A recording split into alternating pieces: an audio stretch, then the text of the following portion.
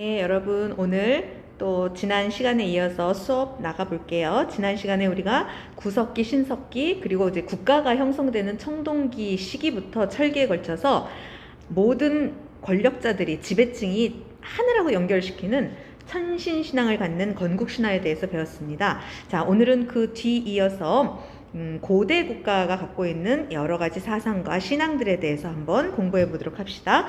불교와 도교와 풍수지리입니다. 자, 일단 이제 불교 한번 보기로 해요. 자, 불교 같은 경우는 지금 중앙집권 국가가 만들어지면서 왕이 왕권 강화를 위해서 적극적으로 수용한 게 바로 불교라고 볼 수 있습니다. 이 불교의 왕, 즉 불 사상이라고 하는, 즉 왕이 즉 부처님이다, 살아있는 부처다, 구강은, 이렇게 해서 왕권 강화에 불교를 활용한다, 이렇게 이해하시면 되겠습니다. 또한 이 고대의 불교는, 삼국시대의 불교는 국가를 지켜줄 것이다, 호국불교의 성격을 지니고 있습니다. 호국불교 성격을 지니고 있고, 그래서 나라를 지켜주고 나라의 안녕과 번영, 발전 이런 것들을 기도하는 마음으로 사찰, 절들을 세우게 되는 거죠. 조금 이따 각 나라에서 어떤 절들이 세워지나 또 우리 확인합시다. 자, 그 다음에 또 하나는 뭐냐면 업설이란 게 있어요. 업설. 이거는 내가 한 일에 대해서, 이 생의 한 일에 대해서 다음 생, 내 생에 그 일에 대한 업보로 내가 태어난다. 왜냐하면 불교에서는 내가 태어나서 죽으면 끝이 아니고, 내가 이 생에 산 거에 대한 업보로 내세에 태어난다고 우리가 보통 얘기를 하거든요. 이 윤회의 기본적인 그 논리가 바로 이제 업설에 있습니다. 그래서 이 업설이 또 기본적인 그런 사상으로 자리를 잡았습니다. 자, 고구려, 백제, 신라 모두 다 왕권 강화를 위해서 불교를 수용하죠. 자, 수용을 한번 고구려부터 볼게요. 고구려가 불교를 수용하는 것은 4세기 소수리망 때예요. 어디서 수용하냐면 전진에서 수용합니다. 여러분, 우리가 소수리망 공부할 때 한 4가지 정도 공부한 거 기억나세요? 전진과 수교했다. 바로 이 전진은 남북조 시대의 북조, 중국의 북조에 있던 국가 중에 하나입니다. 전진과 수교하고 태학 설립하고 율령 반포하고 불교 수용이 있었죠. 그 전진과 수교하고 불교 수용은 같이 이렇게 연결이 돼 있다라고 여러분들이 이해하시면 좋을 것 같아요. 자, 그 다음에 국내성에서 수도를 우리가 5세기 장수왕 때 평양으로 이전하죠. 평양으로 천도하기 전에 평양으로 옮겨가면 더 좋은 그런 일이 있을 것이다, 국가가 더 번영할 것이다, 이런 것들을 기원하는 마음으로 평양에다가 9개의 절, 9개의 사찰을 만듭니다. 요거는 언제? 천도 이전에. 천도하고 나서, 수도를 옮기고 나서 하는 게 아니고 그 전에 미리 기도하는 마음으로 이제 이 절을 세웠다, 이렇게 이해하시면 됩니다. 자, 백제는 언제 수용했을까요? 네, 여러분 다 알고 있죠? 침류왕이죠. 어디서? 동진에서 수용합니다. 동진은 남조에 있는 국가예요. 중국은 지금 남북조로 나눠져 있는 분열시대인데, 아까 고구려가 전진에서 북조에서 받아들였듯이 백제는 동진, 남조에 있는 국가입니다. 여기서 받아들이고요. 그 다음 백제도 미륵사라는 절을 세워서 호국불교의 성격을 이야기해주고 있습니다. 자, 신라는요, 들어오기는, 전래가 된 것은 고구려에서부터 들어와요.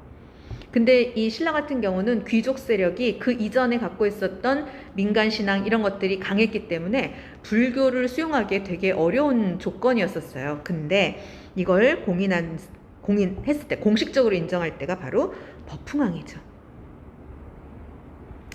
자, 버풍왕 때 왕의 입장에서는 왕권을 강화하기 위해서 불교를 수용하는 게 좋잖아요. 이차돈이란 사람이 순교를 통해서 바로 요 불교.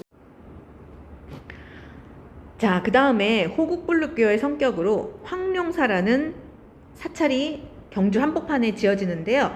요거는 우리가 이따가 교과서 사진에서도 확인을 할 텐데, 굉장히 큰 규모의 절이 경주 시내에 지어지게 되는데, 이거는 진흥왕 때예요. 그리고 그 황룡사 가운데 있는 황룡사 9층 목탑이니까 나무로 지어졌겠죠. 요건 또 선덕여왕 때. 그래서 신라 주변에 9나라가 모두 다 신라한테 항복할 것이다. 이런 걸 기원하는 마음으로 이 황룡사를 짓고 황룡사 구축 목탑을 세웠다고 합니다. 자, 그래서 지금 세 나라가 불교를 수용한 과정을 보면 왕권을 강화하기 위해서다. 그 다음에 사찰을 세운 것들을 보면 호국불교다. 그리고 뭐 국왕이나 특히 귀족들은 이 업서를 믿었기 때문에 훨씬 더 귀족으로서의 어떤 그 마음가짐, 그 다음에 사람들을 대하는 거, 그 다음에 생활 이런 것들에 영향을 주었다고 합니다. 자, 이렇게 정치적으로 받아들인 신라 삼국의 불교가 통일신라 때 오면 훨씬 더 이론적이고 교리가 발전하는 쪽으로 발전을 하게 돼요. 자, 우리는 통일신라에서 여러분 그 이론과 교리를 발전한 승려를 세 사람을 중심으로 공부하도록 할게요. 근데 여기가 칸이 조금 이제 좀 작으니까 여러분들 필기할 때 잘 활용을 하시기 바랍니다. 자, 일단 제일 처음에 원효라는 사람이 나와요. 원효는 여러분들 다 이름 들어서 알겠지만, 자, 이 사람은 일심사상. 이거는 모든 것이 다 한마음에서 나온다. 자, 이런 것들을 우리가 일심사상이라고 합니다. 원효하고 의상하고 친구예요. 둘이 유학을 가다가 밤에 어두울 때 그 해골에 들은 물을 둘이 나눠 마셨잖아요. 아마 그 이야기들 여러분들 다 알고 있을 텐데, 아침에 일어났더니 그게 해골에 들은 썩은 물이었다. 하지만 이 객체는 똑같아요. 해골에 들은 썩은 물. 하지만 어제 내가 목말랐을 때 어두울 때하고 지금 화날 때 아침하고 이렇게 다른 게 모두 다 내 마음에 있다. 모든 것은 한 마음에서 나온다라는 것이 바로 일심사상이고요. 그렇기 때문에 종파를 나누어서 분쟁하고 그다음에 경쟁, 그다음에 이렇게 대립할 게 아니고 종파를 다 융합해야 된다, 이렇게 화합해야 된다, 그런 마음의 화쟁 사상이 또 하나의 원효의 사상이라고 볼 수 있습니다. 그래서 종파의 대립을 완화하는 역할을 했어요. 자, 그 다음에 또 하나가 바로 아미타 신앙인데요.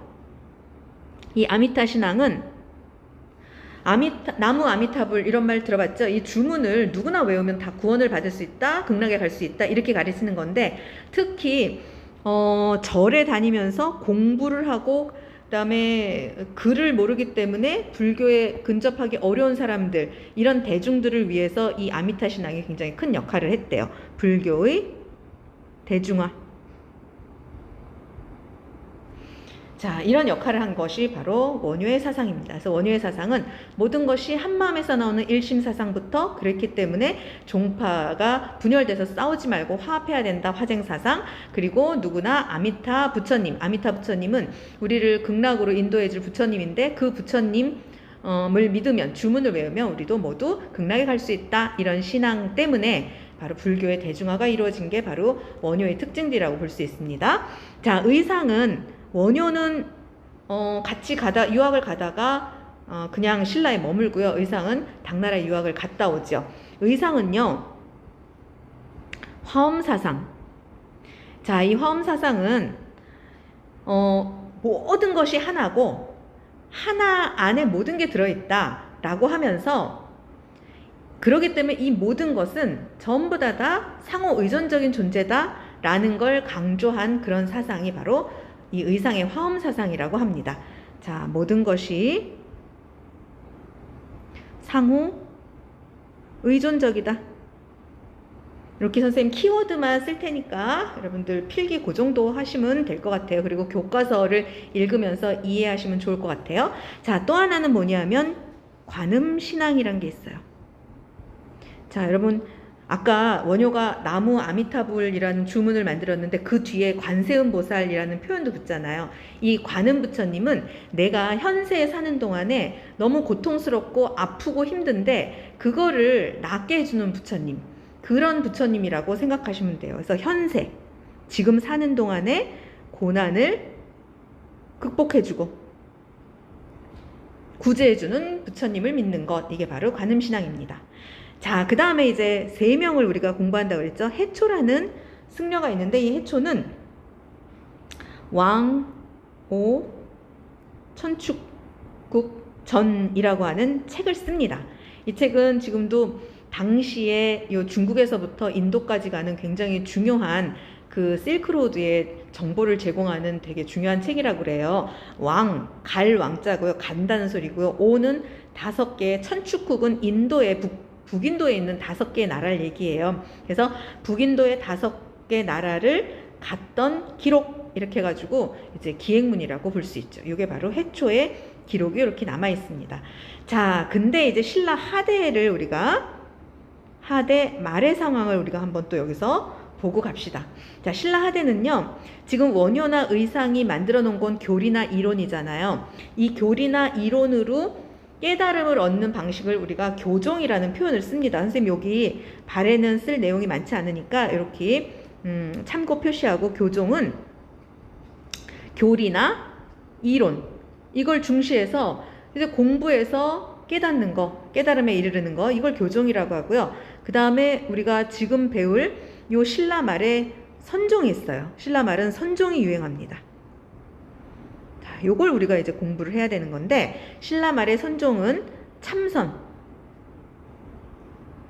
사색이죠. 그 다음에 실천 수행, 이런 걸 통해서 깨달음에 도달한다. 깨달음. 그래서 깨달음에 도달하는 방법에는 교종과 선종이 있습니다. 그러면 신라 때는 교리나 이론을 발전시키는 교종이 유행했다면 신라 하대에는, 말에는 선종이 유행한다 라고 우리가 이해하면 되는데, 요거는 이제 여기 다시 한번 선종은 참선 수행, 여기 참선 수행이라고 쓸게요. 참선 수행을 통해서. 그 다음에 이 선종의 사찰, 절이 지방에, 전국에 9개가 세워지는데 이걸 구산 선문이라고 해요. 그래서 지방에 세워진 사찰 9개, 이게 선종의 대표적인 그런 절, 사찰이 되죠. 자, 이 지방에 세운 구산, 선문, 요 절들은요, 그 지역에 호족과 연계가 돼 있어요. 그 다음에 이 호족들은 또 누구하고 연계돼 있죠? 네, 골품제를 비판했던 육두품과 또 연계가 되어 있습니다. 그리고 지방에 이렇게 사찰이 세워지면서 지방에도 불교 문화가 발달하기 시작했다. 이런 영향을 미친 게 바로 신라 하대의 선종입니다. 요 정도의 여러분들이 내용을 이제 숙지를 하면 되겠습니다. 자, 그럼 발해로 한번 가볼게요. 발해는요, 우리가 발해를 공부하는 핵심은 바로 뭐냐면 고구려를 계승했다는 거예요. 여기서 발해, 불교도 마찬가지입니다. 고구려 불교를 계승했다. 자, 이 대표적인 고구려를 계승한 증거 중에 하나가 바로 발해 석등인데, 굉장히 규모가 큰, 키가 큰 그런 석등이고, 그 다음에 또 하나는 이불병좌상이란 게 있어요. 자, 이 불은 뭐냐면 2명의 부처님이 병좌, 나란히 앉아 계신다. 이래서 이불병좌상이라고 해요.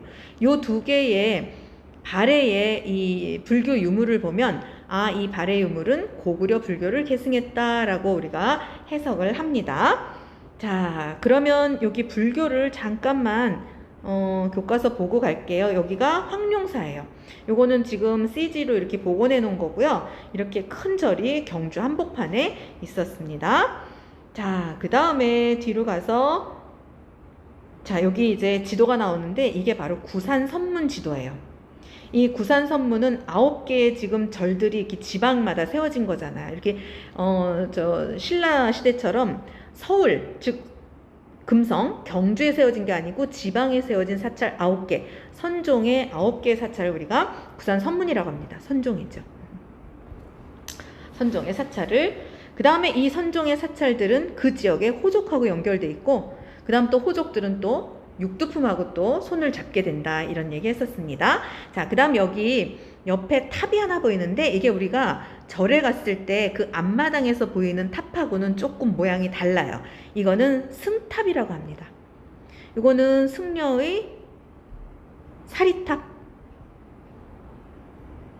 자, 승려도 이제 승려가 열반하시면, 돌아가시는 거 우리가 열반이라고 하거든요. 화장을 합니다. 그럼 화장을 하면은 사리가 나온다 그러죠. 그래서 그걸 모아서 이걸 보관하는 그런 탑이 바로 이 승탑인데, 이 승탑은 주로 선종해서 만들었어요. 그래서 여러분들이 절에서 앞마당에 있는 탑 말고 그 앞마당의 탑은 부처님의 사리탑을 의미하는 거예요.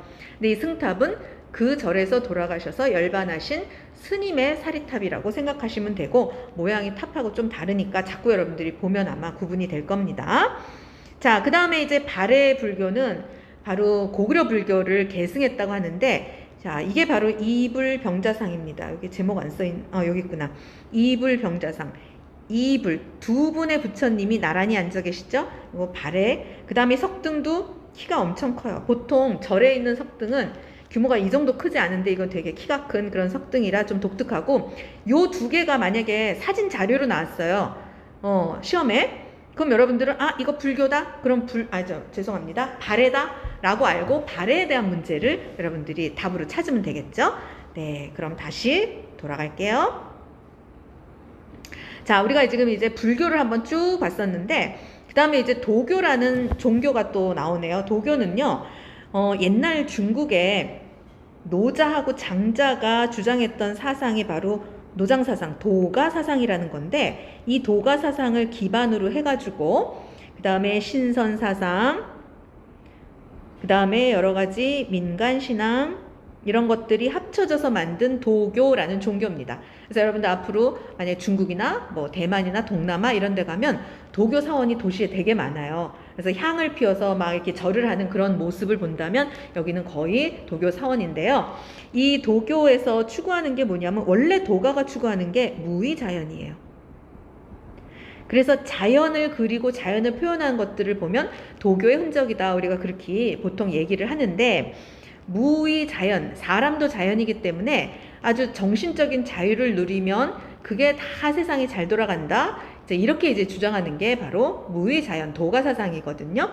자, 이 도가 자연 속에서 있으면 불로 장생합니다. 늙지 않고 오래 산대요. 그럼 뭐가 돼요? 이 신선이 될 수도 있는 거죠. 이렇게 연결되는 거예요. 자, 그럼 늙지 않고 오래 살면 내가 죽고 나서 다음 생을 생각하는 것보다 현세를 더 많이 생각하겠죠? 현세, 후복. 자, 이런 것들을 추구. 자, 이게 바로 도교입니다. 자, 이 도교의 흔적들을 우리가 몇 가지만 볼게요. 고구려 같은 경우는 고분 벽화에서, 고분은 바로 왕의 무덤을 얘기하겠죠. 고구려 같은 경우는 왕의 무덤이 큰 방으로 만들어져 있는데 그 방에 사방 동서남북을 지켜주는 신을 그렸어요. 벽화를. 그걸 우리가 사신도라고 그러죠. 이것도 우리 조금 이따 교과서에서 사진을 좀 봅시다. 그 다음에 연개소문이 정변을 일으켜서 권력을 장악하잖아요. 연개소문. 이 사람이 그런 기존의 세력들은 전부 다 불교 세력이잖아요. 그래서 연개소문이 권력을 장악한 다음에 도교를 장려했다, 이런 기록이 있습니다. 자, 그 다음 백제 보세요. 백제는요, 벽돌이 남겨져 있는데 산수무늬, 즉 산과 물, 그 다음에 구름 이런 것들이 표현되어 있는 이 벽돌, 이거가 벽돌, 이것이 도교의 흔적이라고 하고요. 그 다음에 또 하나가 금동 대향로가 있는데, 자, 보통 이제 향로는 좀 이렇게 테이블에 올려놓는 정도인데 이거 굉장히 또 이것도 키가 커요. 자, 요거는 도교뿐만 아니고 불교도 이 안에 같이 복합적으로 표현되고 있어요. 자, 그 다음에 신라는 도교의 흔적이 우리 교과서에 안 나오니까 패스. 그 다음에 마지막에 이제 풍수지리설 한번 와볼게요. 풍수지리설은 우리가 통일신라에 여기서 공부해야 됩니다. 자, 모든 자연적인 조건, 지리적 조건, 지형이나 지리적 조건, 이런 것들이 인간한테 영향을 준다. 이게 바로 풍수지리설입니다. 그러면 내가 사는 이 땅이 좋은 땅이야. 앞으로 막 흥할 거야. 앞으로 복이 많아질 거야. 이렇게 해석하는 걸 우리가 풍수지리설이라고 그러는데, 이 풍수지리설을 내 지역에 유리하게 해석하는 그런 쪽으로 이제 활용이 되기 시작해요. 그러면 내 지역, 내 지역에 유리하게 이 사상을 활용하는 사람은 누가 있을까요? 네, 지방 호족들이 있겠죠. 호족들이 이걸 활용합니다. 풍수지리를 활용한다. 자, 이렇게 하면 우리가 또 이 불교와 도교 풍수지리를 또 마무리할 수 있습니다. 그래서 불교는 여러분들 고구려 백제 신라는 왕권 강화를 위해서 받아들였고, 통일 신라는 교리가 발전하고, 그 다음에 신라 말이 되면 교리보다는 참선 수행을 강조하는 선종이 유행하는 거. 그리고 도교는 고구려하고 백제의 어떤 유물들이 도교의 흔적을 남기고 있나, 이런 것들 여러분들이 중심으로 공부하면 됩니다. 자, 도교의 흔적도 한번 보고 갈게요. 자, 여기 보면은 여기 그림이 나오는데 이게 바로 사신도예요. 사신도 중에 북쪽을 지키는 현무 그림이거든요. 여기 보면은 동서남북, 청룡은 동을 지키고, 그 다음에 백호는 서쪽을 지키고, 주작은 남쪽을 지키고, 현무는 북쪽을 지킵니다. 이걸 우리가 사신이라고 하고요. 이건 사실 현실에 존재하지 않은 상상 속의 동물이거든요. 사방을 지켜주는 신이다. 고구려 고분벽화에 그려져 있는데 도교의 흔적. 그 다음에 백제의 산수무늬 벽돌, 이렇게 산과 구름과 물이 그려져 있는 이 벽돌도 역시 자연을 추구했기 때문에 요거 도교의 흔적이고요. 그 다음에 옆에 대향로 사진도 있습니다. 이게 좀 키가 커서 이게 이렇게 나왔다. 자, 위에 보면 봉황이라는 이 새도 상상 속의 새겠죠. 그 다음에 여기 구름과 산과 이런 자연을 표현했고요. 요 아래 보면 또 연꽃이 있네요. 그래서 요거는 도교. 연꽃은 부처님을 상징해요. 불교. 이렇게 복합적인 성격을 갖고 있는 게 금동 대학로다. 이렇게 우리가 사진으로 좀 확인을 했습니다. 자, 그럼 이제 조금 더 나가 볼게요. 자, 다음으로 가볼게요. 자, 이 부분은 이제 학문과 사상에 대한 부분인데요. 여기도 우리가 간단하게 교과서에 있는 내용만 한번 정리해보고 갑시다. 자, 고구려 이 유학이라는 건 중국의 학문이죠. 중국의 공자와 맹자, 순자 이런 사람들이 정리해놓은 학문인데, 이 유학이 중국에서 가장 큰 학문이기 때문에 우리도 당연히 유학을 수용하고 배웁니다. 근데 이제 특히 유학 같은 경우는 충과 효를 강조하죠. 부모한테는 부모를 섬기고 효를 하고, 임금한테는 충성을, 즉 왕권을 강화하기 위해서 또 중요한 사상이 바로 이 유학이라고 볼 수 있습니다. 자, 고구려에서는 이 유학을 가르치기 위해서 학교를 설립하죠. 태학 설립 혹시 누군지 기억나세요? 네, 소수리망이죠. 네, 여기는 중앙에 있는 학교였고, 그 다음에 지방에 있는 학교는 경당입니다. 지방학교예요. 근데 이 지방학교는 경당에 대해서 우리가 알아둬야 될 게, 유학 같은 중국의 학문 전부 다 통틀어서 다 한학이라고 불러요. 근데 무술도 가르친다. 요거를 우리가 이 경당의 특징으로 알면 되겠습니다. 자, 백제는요, 유교를 오경 박사가 가르쳐요. 우리 박사님, 저 전문가들이잖아요. 오경은 유교의 경전을 얘기해요. 그래서 오경에 5가지 유교 경전에는 시경, 서경, 역경, 이렇게 3개 하면 3경이라고 하고요. 예기, 춘추까지 하면 이제 5경입니다. 요 5경에 능통한 박사님들이 학생들을 가르친다, 유학을 가르친다, 이렇게 이해하면 되겠고요. 자, 신라에는 유학을 공부한 흔적이 임신 서기석이란 게 있어요. 자, 석이니까, 뒤에 석이니까 이건 당연히 돌이겠죠. 돌에다가 기록을 해놓은 거예요. 임신년에 요거는 어떤 해를 얘기하는 거고, 이거는 약속이에요. 우리가 서약한다고 그랬죠? 그 약속을 기록한 비석이다. 이렇게 해석을 하시면 됩니다. 여기 보면은 우리 유교 경전을, 그러니까 젊은 이제 친구들이 모여서 우리 앞으로 유교 경전을 이러이러한 걸 읽고 공부하자라고 약속을 한 거예요. 그 약속한 내용을 여기다 적었습니다. 자, 여러분들도 막 롤링페이퍼에다가 우리 이번에 시험 공부를 어떻게 하고 열심히 합시다 막 이렇게 돌리면서 막 쓰고 그거를 남기면 나중에 혹시 역사적인 유물이 될 수도 있을까요? 네. 자, 그 다음에 통일신라 한번 가볼게요. 자, 통일신라는 이 유학을 가르치는 학교가 세워지죠. 국학. 여러분 국학 언제 세워졌는지 기억나십니까? 신문왕.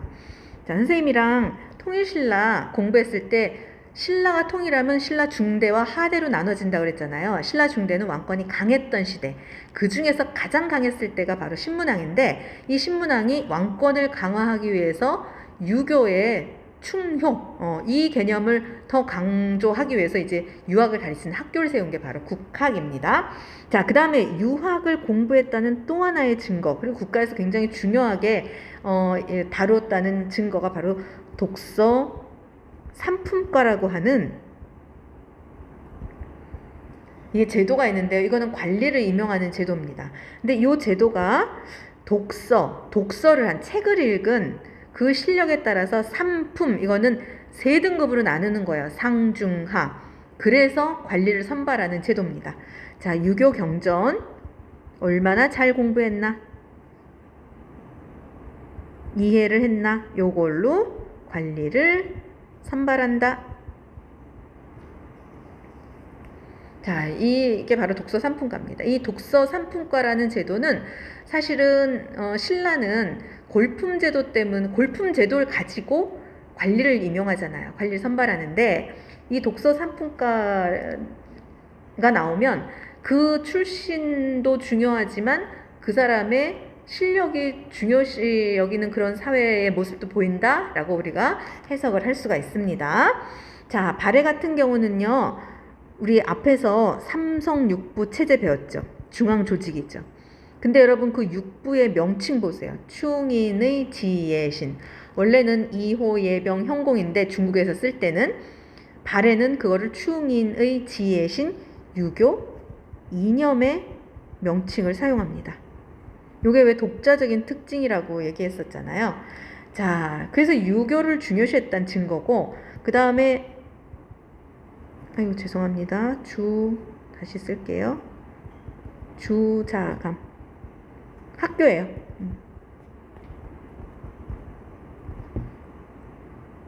그 다음에 당나라에 유학을 많이 가요.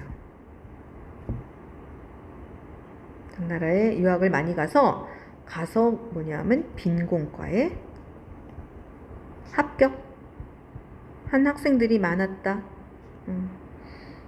자, 빈공과는 당나라에서 외국인들이 보는 과거 시험이라고 생각하면 돼요. 잠깐만요. 외국인 대상 과거 시험. 이게 바로 빈공과인데, 이게 당나라의 그때 당시에 아까 우리가 원효하고 의상도 유학 갔다는 얘기도 했지만 많은 사람들이 당나라에 유학을 가요. 신라 사람이나 발해 사람이나. 근데 가가지고 열심히 공부해서 이제 빈공과에 합격을 누가 더 많이 하느냐, 이거 가지고 경쟁도 했다고 합니다. 자, 다음은 이제 한문학으로 한번 가볼게요. 우리 문자가 없잖아요. 한문을 쓰잖아요. 그거를 잘 이렇게 세련된 문장으로 표현하는 그 수준이 어느 정도인가를 보여주는 것들을 우리가 여기다 지금 정리할 거예요. 자, 고구려 같은 경우는 광개토 대학능비.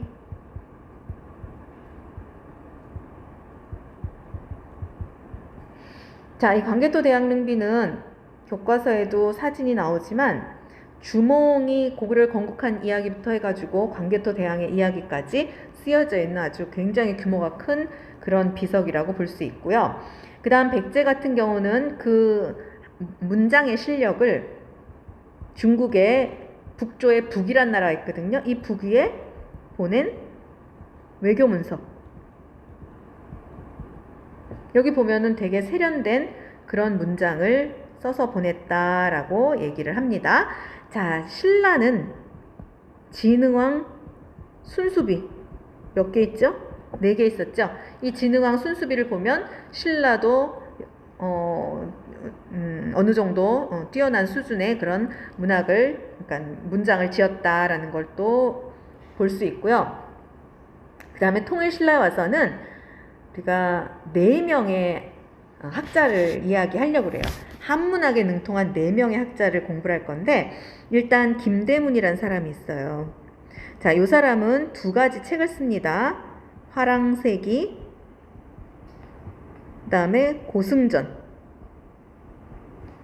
자, 화랑세기는 화랑의 이야기를 쓴 거예요. 고승전은 승려에 대한 이야기거든요.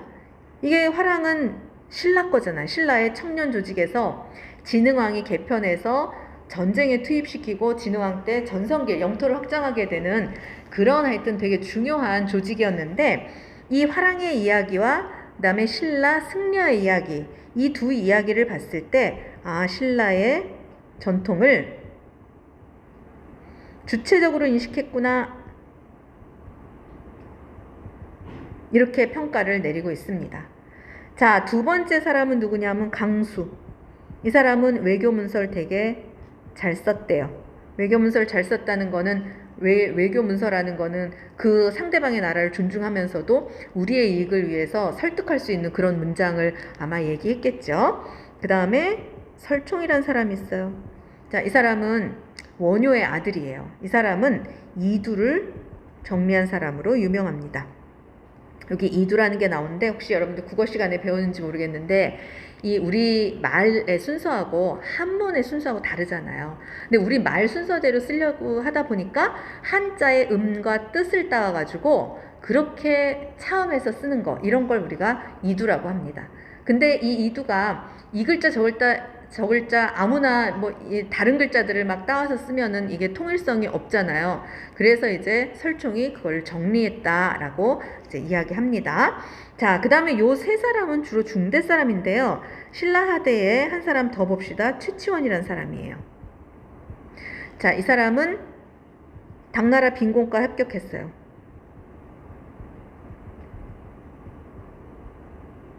그러니까 이 사람 유학 가가지고 공부하고 당나라 빈곤과 합격했는데, 이 사람이 이제 당나라 관리로서 일을 하다가 신라로 돌아옵니다. 근데 이때는 언제냐면 신라 하대예요. 말이죠. 그럼 여러분들 신라 하대 우리 지난 시간에 배운 거 한번 다시 한번 기억을 한번 해볼까요? 신라 하대는 왕권이 약화되는 사회예요. 중앙에서는 진골 귀족들이 왕권 쟁탈전을 벌이고 지방 세력들도 여기 가담하고, 그 다음에 양쪽에서 수탈당한 농민들은 농민 봉기를 일으키고, 그제 지방 호족들이 성장하고, 육두품이 또 지방 호족하고 결합하고 이렇게, 그리고 또 이 호족들이 또 독립을 해가지고 국가를 세우고, 즉 후고구려, 후백제 같은 이렇게 어지러운 세상 속에 최치원이 와가지고 여러 가지 개혁안을 제시합니다. 하지만 최치원의 개혁안은 거의 받아들여지지 않아요. 받아들여지지 않는 상황이었어요, 그때가. 그래서 참 아까운 그런 시대였는데, 자, 이렇게 통일신라는 여러분들이 한문학과 관련돼서 이렇게 네 사람을 공부를 하면 되겠습니다. 자, 그 다음에 발에도 굉장히 세련된 그런 문장이 나왔대는데, 어디서 나왔냐면 정해 공주와 정효 공주의 묘지, 묘에 쓰여져 있는 글을 묘지라고 하는데요. 이 글이 되게 세련된 그런 문체라고 합니다. 정혜공주하고 정효공주는 모두 문왕의 딸들이었어요. 문왕 우리 배웠죠? 자, 다시 한번 선생님이 한번 훑어볼게요. 자, 대조영이 발을 세웁니다. 그 다음에 무왕이 영토 확장을 하죠. 그 다음에 어느 정도 영토 확장되면 문왕은 문화를 발전시킵니다. 당과 다시 친교하죠. 그러다가 선왕 때 전성기를 맞이하고, 그리고 이제 거란에 멸망한다. 이게 바로 이제 발해의 이제 히스토리인데, 그 중에 이제 문화가 가장 발전했을 때 그때가 바로 문왕이라고 얘기하잖아요. 그 문왕의 두 공주의 묘지가 그때 당시에 한문학의 수준을 보여주는 거다, 이렇게 우리가 해석을 합니다. 자, 그 다음에 이제 마지막으로 역사책 한번 가보겠습니다.